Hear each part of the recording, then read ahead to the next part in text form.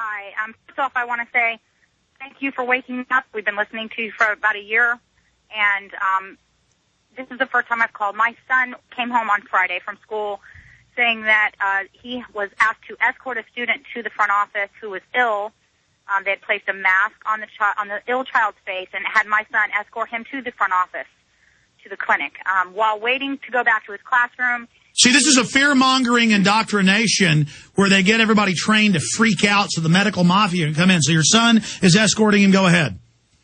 In the office, he's waiting for his somebody to walk into the class. Nurse say to the child, I'm going to give you a shot just in case it's the swine flu. He watched the nurse give a shot. He then watched the nurse on speakerphone call the boy's parents afterwards and inform the parent that she had given the child a shot and that they needed to come pick him up. And the mother was furious as far as my son said. Her reaction was, what? I'm coming to get my child. They went up to the school. What is the name of your school? This is huge. So without parent consent, your son saw them inject. What's the name of the school? The name of the school is Zellwood Elementary School. It's in Orange County, Florida. Okay, your phone's cutting out. Well, elementary in Orange County, Florida? Zellwood Elementary School in Orange County, Florida. And we spoke to them this morning. We spoke to the principal. We had a meeting with the principal. The principal said she was going to look into it. My husband proceeded to leave. I stayed. I was going to go on a field trip today. The principal then called me and my son, as well as the clinic nurse and his teacher, my son's teacher, into the office and intimidating, sort of, asked my son, did you see this? And my son said, yes, I did. The nurse proceeded to stand up, smack her hand on the table violently, and call my son a liar. Completely upset, spoke with another parent of a student in the same class. She had no idea that anyone was in the school. We've gotten no notice that someone... Well, let me stop you. That's what they do. Obama says there's no shots, but we have the letters confirming from the nurses they're forcing them. My God, stay there, ma'am. Dr. Horowitz, we may have to keep you longer into the hour to take more of these calls. They're all lined up here with people here witnessing this. I mean, this looks like this is criminal if this is true. It is criminal. It's absolute official criminal malfeasance and beyond gross negligence. Gross negligence is where you basically, you know what to do, but you don't do it. This is where there's an actual agenda to inject, and somebody's telling... Well, hold on. How many hospitals have been caught when parents say no vaccines, they take the baby away and inject them? That's illegal. They just do whatever the hell they want. They think they're gods. They're a priesthood of control freaks. Sorry, doctor, go ahead. That's exactly right, and this is what I've been absolutely appalled at. People in public health and the officials in medicine, these are supposed to be my colleagues. These people are absolute mass murderers, and they've got to stop this. My God, and they know we're waking up to them, so they're trying to come in, scare us, set the precedent to forcibly inject. Stay there, Leah. Finish your story. Recap it when we get back. And Paul in Louisiana, friend told to take a shot at work. Nate in Georgia, Anthony, Elijah, and others. Stay with us. Direct to you. You're listening to the Alex Jones Broadcasting Network. Zellwood Elementary, Orange County, Florida.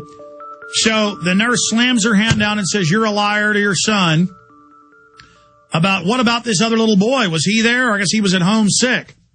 No, actually, he had showed back up at school on Monday and told everyone that he had swine flu. And I really just want to put this out there because we were very persistent today that we had told the principal we only want verification that this did not happen. Allow us to speak to the other child's parents. We can have a meeting at the school. She refused to do that. My husband asked. He said, fine, because the principal Well, listen, find out the kid's name, call the parents out of the phone book, and then you've got a major lawsuit here if what you're saying is accurate. Now, it's the same MO I've seen. It's the same pathology here because now they're trying to cover up what they did, and you get those two families together, it's over for these people, and we need to make examples out of them, because I guarantee you, it's the same MO. They shoot up the nurses and then say, you're not to talk about this. Dr. Horowitz. We've got to make them the models for simply cease and desist restraining orders. We've got to basically hold them accountable for this gross breach of faith and trust that we have in our school administrators who are simply following out a vaccination, intoxication, depopulation agenda. But, Doctor, are you not supposed to give a flu shot to somebody who's already got it? Yes, there are numerous contraindications. That's one of them. Also, there's 15% of the population, approximately, that have eczema. That's an autoimmune disease. It's an ailment that also indicates your immune system would be potentially overwhelmed by vaccinations. All of these risks are being completely neglected. The school administrators, as well as what's taking place like we talked about earlier, Safeway supermarket pharmacists we interviewed the other day had no clue what's even in the vaccinations that he's administering. And we asked him, would you take this vaccination yourself? And he said, of course not. Well, then I asked, how can you administer it? 2 years ago, I had the Prince George County, Maryland state attorney on. He was on CNN saying the kids got to take the shots, images of police dog barking at kids, 2,000 kids being shot up with their families, crying, saying, I don't want it, but I have to or I'm arrested. All color of law. They use truancy laws to do it, saying you'll be kicked out if you don't take the shots. Well, then we'll arrest you for that when they couldn't do it. And then I had him on. And he said, yeah, I don't vaccinate my kids, and started laughing at me. It's funny, isn't it, Dr. Horowitz? Oh, it's disgusting.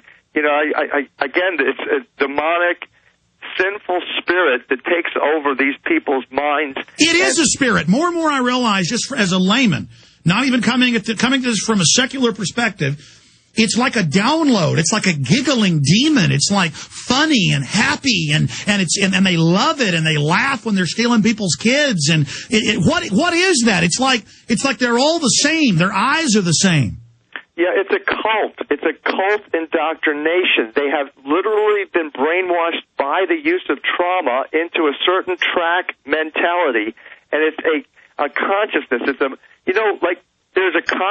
there's a little voice in the back of your head that sometimes you have to say, shut up, will you? I don't want to do that. These guys are ingrained in it, engaged in it, and it has taken over them. They have no reasonable sense. They have no desire to look at the facts. They have no desire to even look at the science.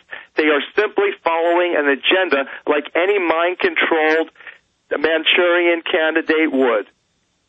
That's it. I mean, more and more I realize it, and I read Pentagon documents, psych warfare documents that are declassified. They say they're putting the public into a state.